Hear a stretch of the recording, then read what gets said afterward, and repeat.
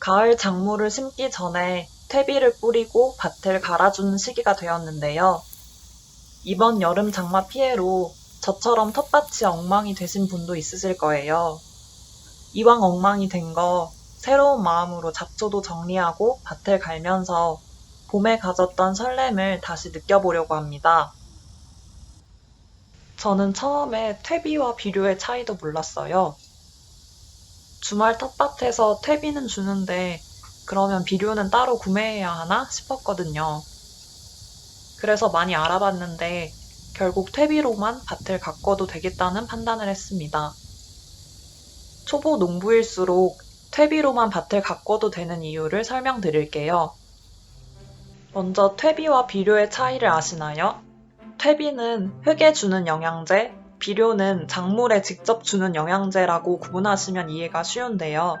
퇴비는 미생물로 토양의 환경을 개선하지만 작물의 빠른 성장에는 영향을 주지 못해요. 반대로 비료는 작물의 빠른 성장을 도와주지만 토질 개선에 영향을 주진 못하죠. 서로 각기 다른 장단점이 있습니다. 그러면 거름은 무엇을 뜻할까요? 식물을 심기 전에 주는 거름을 밑거름이라 하고 식물이 자란 후에 주는 거름을 웃거름이라고 하는데요. 보통 밑거름으로 퇴비와 비료를 뿌리고 웃거름으로는 비료만 줍니다. 어차피 식물이 자란 후에 주는 퇴비는 직접적인 영향을 주지 못하니까요. 먼저 텃밭을 가꾸게 되면 거의 필수로 뿌리게 되는 퇴비부터 설명드릴게요. 퇴비는 완숙 퇴비와 미완숙 퇴비로 나뉘어 판매가 됩니다.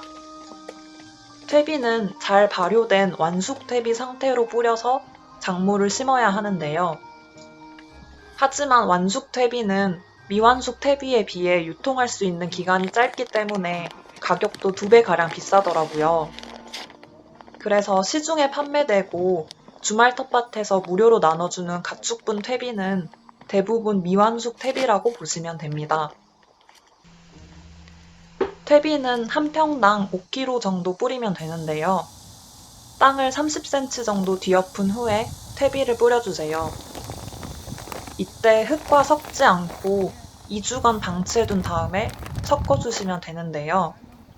흙과 섞지 않는 이유는 공기 중에 노출시켜 발효를 더 잘 되게 하기 위함입니다.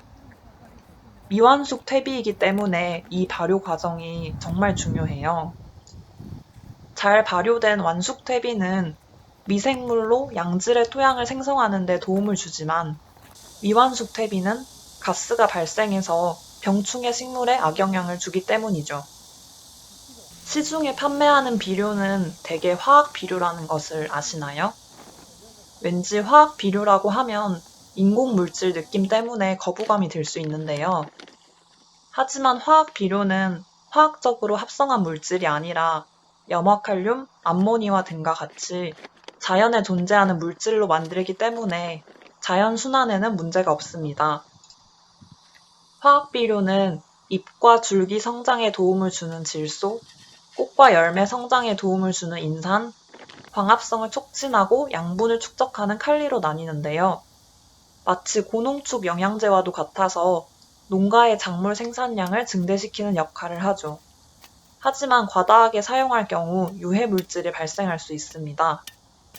그래서 화학 비료를 사용하지 않는 유기농 채소가 가격도 더 비싼데요. 이렇게 장단점이 있어서 무조건적으로 비료를 사용하지 않기보다는 적정량을 사용하면 도움을 받을 수 있습니다. 텃밭에도 과연 비료를 사서 뿌려야 할까요? 작은 텃밭의 경우 생산량을 걱정할 필요도 없고 무엇보다 퇴비만으로도 충분히 먹을 수 있는 만큼 자라기 때문에 비료가 필수는 아니더라고요. 저는 밑거름으로 퇴비만 줬는데도 텃밭 수확의 즐거움을 누렸습니다. 텃밭에 물 주러 가는 것도 일부러 시간을 내야 하는데 비료까지 공부하기엔 너무 부담스럽잖아요. 경험이 쌓여서 작물을 더 잘 자라게 하고 싶은 마음도 커지고 텃밭 지식도 더 생겼을 때 비료를 사용하셔도 늦지 않습니다. 그럼 앞으로도 자세한 텃밭 꿀팁과 건강한 일상을 계속 나누도록 하겠습니다. 함께 만수무강합시다.